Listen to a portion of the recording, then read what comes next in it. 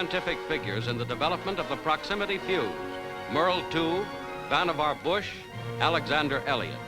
Under Dr. Bush's direction, 1,000 other scientists and many thousands of workers helped produce one of the war's most effective weapons.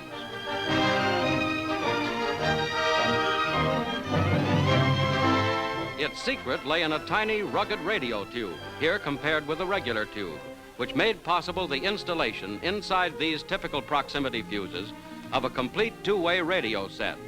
The fuse itself, containing the radio, the detonating cap, and other devices, is fitted into the nose of a bomb, rocket, or shell. Pictures show how the proximity fuse increased Allied power. These bombs are equipped with time fuses, not proximity fuses. Some explode too high, some too low, wasting much of their effectiveness. Now bombs are dropped which have been set to explode on contact. Obviously, they will not destroy shielded targets. They must make direct hits to be fully effective.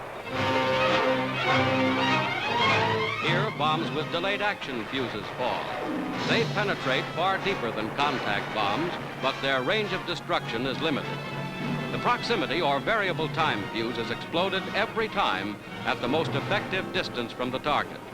A radio wave from inside the fuse bounces back from the target and sets off the explosive when the bomb is about 70 feet away from it.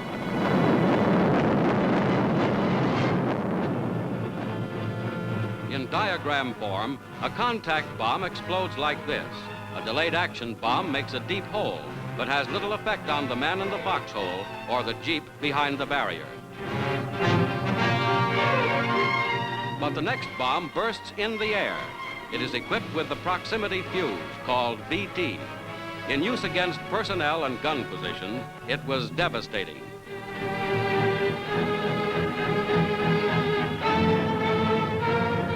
In airborne rockets and in anti-aircraft, the fuse produced sensational results. Its first air use was at Iwo Jima. The rocket is fired.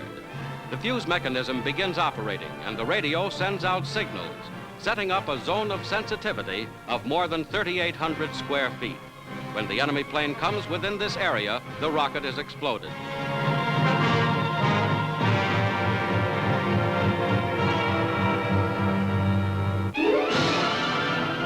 In the air and over land and water alike, the proximity fuse spreads explosive fury and produces vast destruction. It shot down 79% of German robot bombs in their last week over London. It shattered Japanese kamikaze suicide attacks. It was one of the most potent single weapons behind United Nations victory on two fronts. And its secret was never discovered by either the Germans or the Japanese.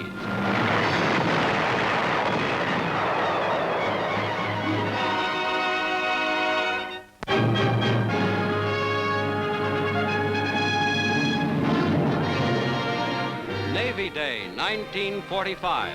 America salutes its Navy. In New York City and in every major United States port, the fleet is on parade. In the Hudson River, 50 fighting ships await inspection by the President of the United States. At Brooklyn Navy Yard, a mighty carrier built for war is ready for its peacetime commissioning. Secretary of the Navy Forrestal arrives for the dedication of the Franklin D. Roosevelt, the late President's widow, with him. Lieutenant Commander Franklin D. Roosevelt, Jr. is present. An outboard elevator brings the party up to the flight deck. On the broad deck, 300 feet long, Captain Apollo Suchek accepts his new ship from the Navy Yard Commandant. Place the ship in commission. Aye, sir.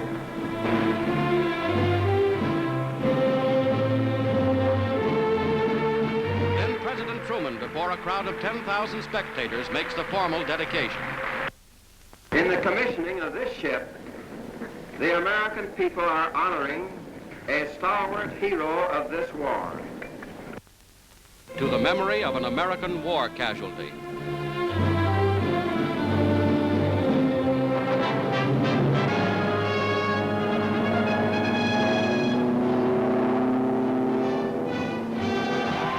Now into the city, where President Truman's eventful day continues.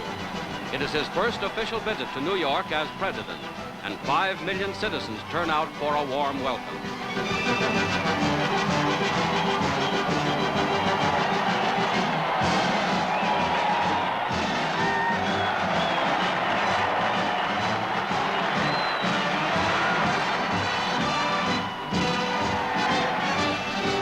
In Central Park, more than 1 million people have gathered to hear the Chief Executive's first formal statement on foreign policy since taking office last April. On this day of tribute to the Navy, Mr. Truman outlines the American position for keeping the peace and calls upon all peace-loving peoples to take the course of history in their hands and mold it in the direction of continued cooperation. We have assured the world time and again, and I repeat it now, that we do not seek for ourselves 1 inch of territory in any place in the world outside the right to establish necessary bases for our own protection. We look for nothing which belongs to any other power. The immediate, the greatest threat to us is the threat of disillusionment, the danger of insidious skepticism, a loss of faith in the effectiveness of international cooperation. Such a loss of faith would be dangerous at any time. In an atomic age, it would be nothing short of disastrous.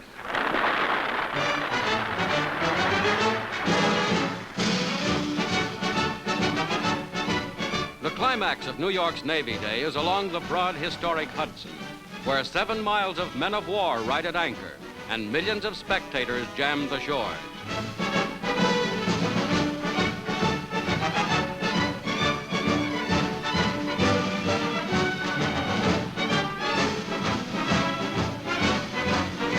Aboard the USS Missouri, President Truman inspects the great ship named for his home state and sees the plaque marking the spot where Japan signed final surrender.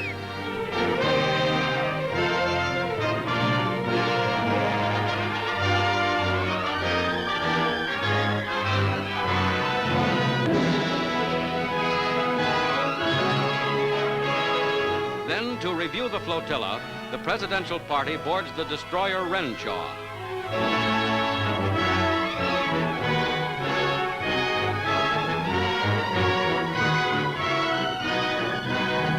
Overhead roars the fleet's most deadly striking weapon, 1,200 carrier planes in a battle formation 12 miles long.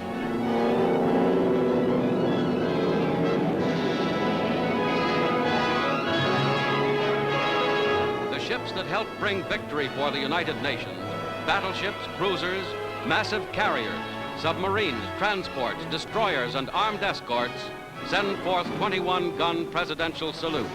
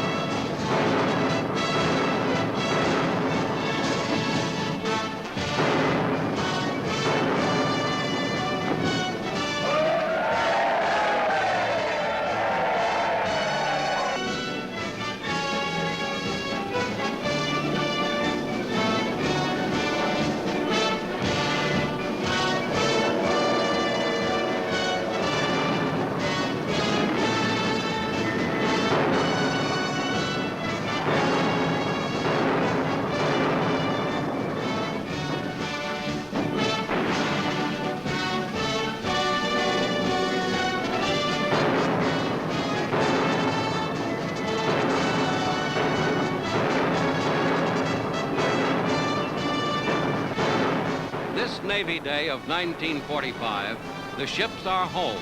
A war is won. A navy of 1,200 fighting craft, 50,000 other vessels, and 40,000 planes, and manned by men from every city and town the length and breadth of America. Today, with a world at peace, it represents a continuing guarantee that that peace may endure through the cooperation of all United Nations.